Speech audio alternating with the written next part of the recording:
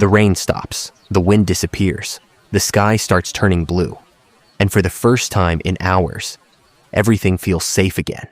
But this is the point where many flood injuries actually happen.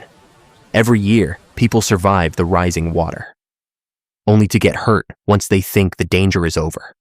And by the end of this video, you'll know the 6 mistakes that emergency responders repeatedly warn about, and how to avoid every one of them.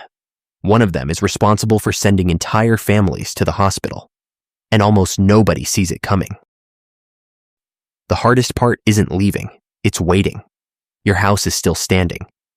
So why are emergency crews still telling people to stay away? Because what you can't see is often more dangerous than the flood itself. The danger is assuming the emergency ended because the weather improved. Floodwater hides damaged roads, collapsed bridges, gas leaks, unstable ground, and buildings that are no longer structurally sound. That's why emergency agencies tell people to wait until authorities say it's safe to return, not simply until the water looks lower. But here's what surprises most people. Even if you waited for permission to return, you can still make the mistake that causes thousands of preventable injuries after floods. Thinking floodwater is just dirty water. It isn't. Floodwater is whatever the flood picked up along the way. It may look like a puddle, but imagine pouring sewage, gasoline, chemicals, broken glass, and animal waste into one giant bucket. That's floodwater.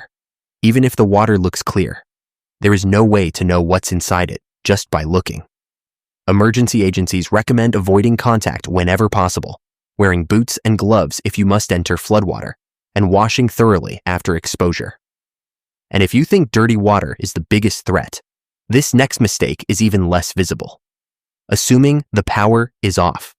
The lights are off. Your brain assumes the power is gone. That's the mistake.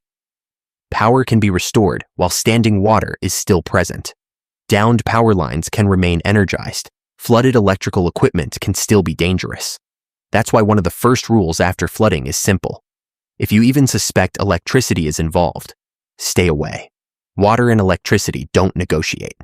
And neither does the next danger. Starting the generator. The power is gone. The food is warming up. The phone battery is dying. You just want electricity back. So you make the decision thousands of families make every year. You wheel a generator into the garage. And that decision sends families to hospitals. Not because of electricity, because of carbon monoxide. You can't see it. You can't smell it. By the time symptoms appear, you've already been breathing it. Generators belong outdoors, well away from doors, windows, and vents, not in garages, even with the door open. Walking into a house that looks fine. Here's something firefighters never assume.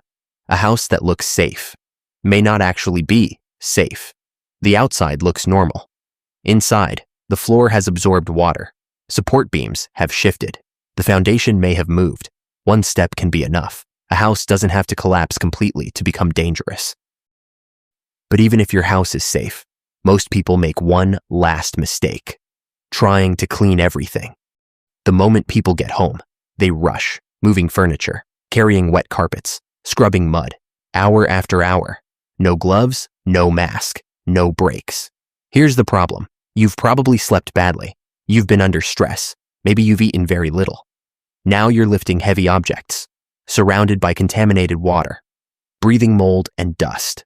Emergency guidance recommends protective gloves, boots, eye protection, and an N95 respirator when cleaning flood damage, because what you disturb can be just as dangerous as the flood itself. Notice the pattern? None of these mistakes happen because people are reckless. They happen because people relax too soon. Because survival doesn't end when the rain stops. Sometimes, that's exactly when it begins. If you want practical survival advice based on real emergency guidance, not internet myths, subscribe. The next emergency won't give you time to learn this when it starts.